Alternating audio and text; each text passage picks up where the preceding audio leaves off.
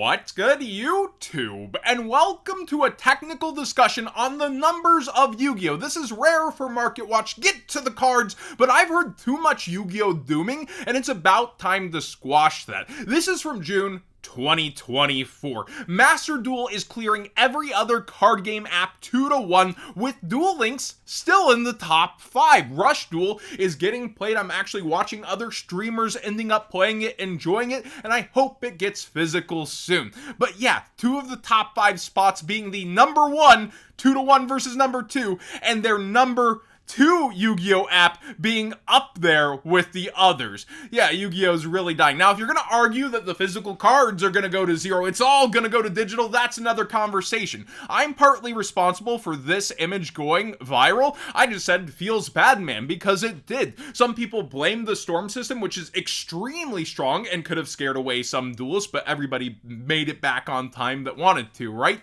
Then you also do have other factors there with Cancun, like the travel visas for some places that I'm being told about, while other people were able to go on vacation last year. But here we go with 2,600 duelists pre-registered for YCS Bologna. And there's like doomers saying how many of those are actually gonna show. I think it's gonna be more than this at this point, and it's going to be a ridiculous event, almost eclipsing the previous one, 10-1 just about. But then we go to the other side, the merch. How's that doing? It is selling out like crazy. This is X-Rage, a popular brand that did a Yu-Gi-Oh! Drop at 5 o'clock Central this morning, which I set an alarm to end up watching. They sold out of the Blue Eyes and Stardust shirt in just 5 minutes. The Dark Magician shirt went out completely for every size in 10 minutes about, and then stuff like Ray sold, and Zeus is actually like pretty much sold out for every single version, and the site was so jammed that it gave a pop-up like, please refresh, we have extreme traffic right now. But every size but medium for this shirt is sold out. So it's not just nostalgia, it's not just anime going and selling out here, it is love for modern. And to that point, pre-sales are closed early on the Shein statue by a company that doesn't do as many Yu-Gi-Oh! Statues, Union Creative. Then you have Monster Arts, which is extremely popular, already ending their pre-orders when they just went up, I want to say less than a week ago. And then on top of it, you have stuff like this dropping today, but limit 2 per household, when used to we would see 3 to 6 from Ami Ami. They're trying to hold back the popularity for Yu-Gi-Oh! And make sure people have a chance to pre-order, because everything is selling out for their quantities and ending early. But when we get to the cards, there's multiple ways to play Yu-Gi-Oh! One that changes less is past formats. Last time I looked at Trap Dust Shoot, I was talking about it because it went towards $300,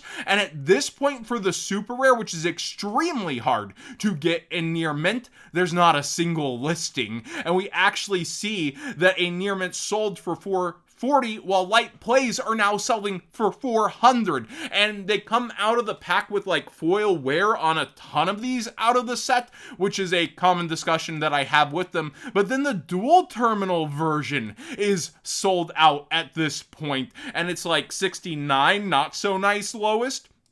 And when we look through here, we also see the near mint sold out at $40 for this card, because people just want access to decent copies to play.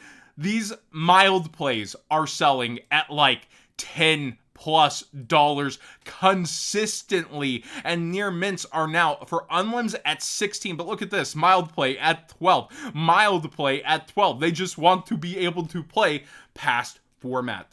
Past formats bring a whole new aspect that Konami has really capitalized on. The giant cards for them are going for $5,000 plus consistently, and they're usually banger picks, but Konami is kind of cannibalizing them at this point, re-releasing these same giant cards. They need to keep things fresh, which is hard for them, especially when you have a limited card pool, but it can be done.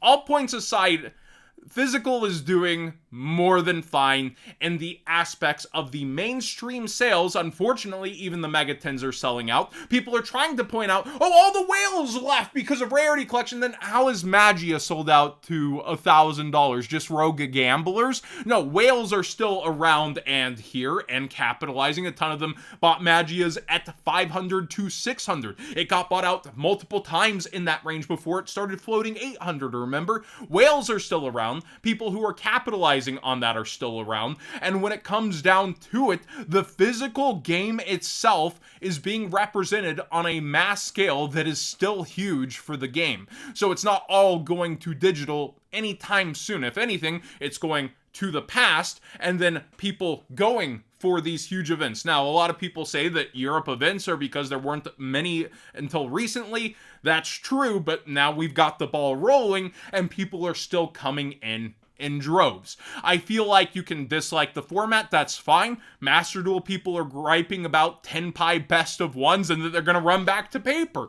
I feel like when it comes down to it, it's hard to make everybody happy. Competitive players often are voicing negative opinions, myself included, because you want to criticize a game you love and talk about the fixes, because it's obvious at this point, it's not going to be the money spent that is going to stop sick practices. It has to be us speaking up, because the casual base is eating into this. I'm seeing all over Reddit, oh, the 10s, I don't see what's so bad. They're not as bad as people say. Oh, a quarter century secret where every pull just feels so good, I can't stop. Dark Magician Girl, Blue Eyes, Yugi, Kaiba. I remember, and Retro Pack got them in, and then they're seeing these characters. It was like a perfect storm for Konami to ignore the gross bloat they gave into the set. Somebody was like, how do you not understand how the set is selling, John? I do understand. Unfortunately, it's not necessarily the collectors, although many of them are grabbing this Blue Eyes, which is why it's towards the top of the set, besides being the SDK art. This is actually under the price of the Maximum Gold when the Maximum Gold was shorted and was released. Think about that. Think about it. Despite everything with this product, it's under what the Gold Rare started out as a half print. So Yu-Gi-Oh! Does have some issues where it's not as strong. Yet, at the same point, we're seeing sales go pretty wild for them. Now, are these 10s probably ordered less because of the last couple of years of failures? Absolutely. And are they actually getting demand from people that are hunting some of the competitive singles? Absolutely. Is it still a bad product by the math? Absolutely.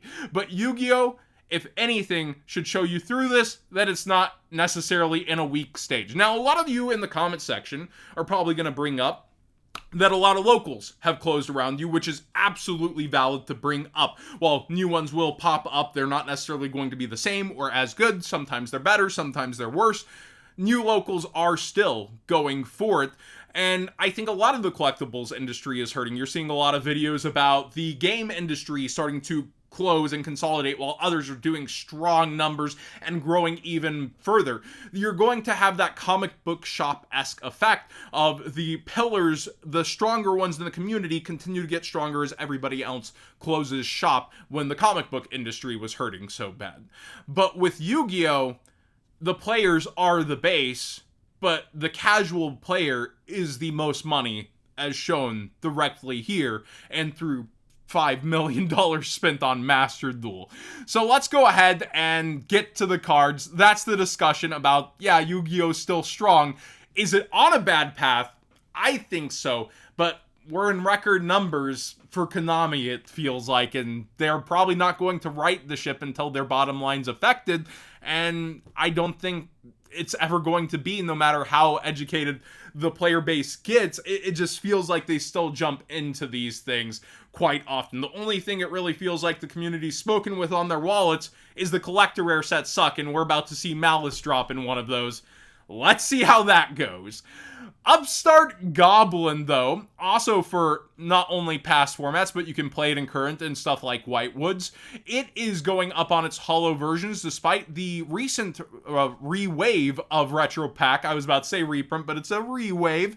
And we see this version readily available at the cheapest copy, but everything else is just kind of stonking. I would love to see this get a 25th anniversary rare in Bonanza personally. And speaking of, I get to pat myself on the shoulder pretty big on this one. Oh, John's just bringing this up. It seems almost fishy how much he brings it up. Yeah, it's almost like there was another Mulch Army on the horizon, and here we are with it, and it is crossing the line over $50, and it is atop the set. I like to say I told you so once in a while because I also bring up when I'm right for the wrong reasons and when I'm wrong.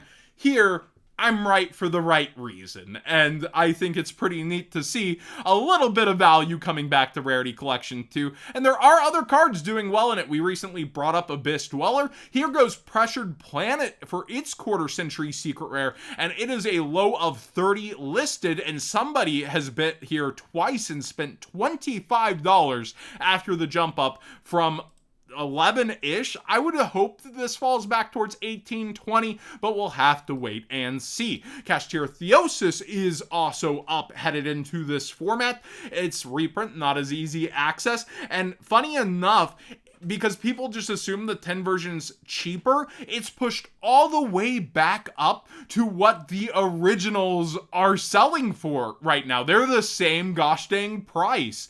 Dark Magician is a collectible, by the way. The Adidas version just got a little buyout. I remember when it dropped, I thought it would be way more expensive than it is, but it turns out it dropped in multiple regions and was able to have a ton of copies. However, we are now seeing people go back in. It's been bought out to $140 over here, even a sale at $140, but you might want to check eBay as well because there are a couple of cheaper ones here at $110. Again, I don't have no eBay link like I do have a TCG player link in the description down below, costing me nothing extra to support the channel directly for the cards you'd already be buying. I always want you all to get the best deal possible, so be looking at other platforms. Dark Magician Battle of Chaos is also an interesting place because it's creeping back up. So two Dark Magicians that have had an overhyped history that are now slow climbing. I don't think it's people sinking their money back in for a cost basis. I think it's actually, hey, the Blue Eyes just got a structure deck and it's doing really hot. Maybe it'll do a little something for Dark Magician again. I could absolutely see that reasoning, and the timing's pretty good with how these were bottomed out. So the people that did go in on them already pretty much got some of the lowest prices possible. Then Mermail Atlantean's got a couple of new support cards, and here we go with record sales on Ultimate Rare Atlantean Dragoons, over $200 for these. I remember thinking $160 was so much back in the day. I think it capped at $180, I want to say back then, but here we go, over $200. Plenty of people ready to sell, probably that had max rarity Mermail, waiting for this to come on out. And there's multiple things that can happen with sets, right? Like the set can get here, it's a flop, it goes back down, but a lot of people buy in right before. However, with even more support coming, now you get that double down of, well, it could get even better. Copium, it could be taken over. The cards seem all right that got announced. Pretty good, even for some of them, but again, this extra layer of hype comes from, we have a set here with support, and now there's another one. Thanks for watching today's Market Watch. I know it's a bit of a different direction to talk about the different niches Yu-Gi-Oh's into, but the fact that it is selling out on every single front in the merch category, and then doing so well in terms of the actual numbers for Master Duel, it leaves the physical TCG as the discussion that it's doing so poorly, but it really isn't. It is in certain places. Definitely at the local scene, it's hurting right now. But I do think Yu-Gi-Oh! As an entity and as a whole, even the TCG, is still extremely strong right now, even if you dislike the format or what's going on.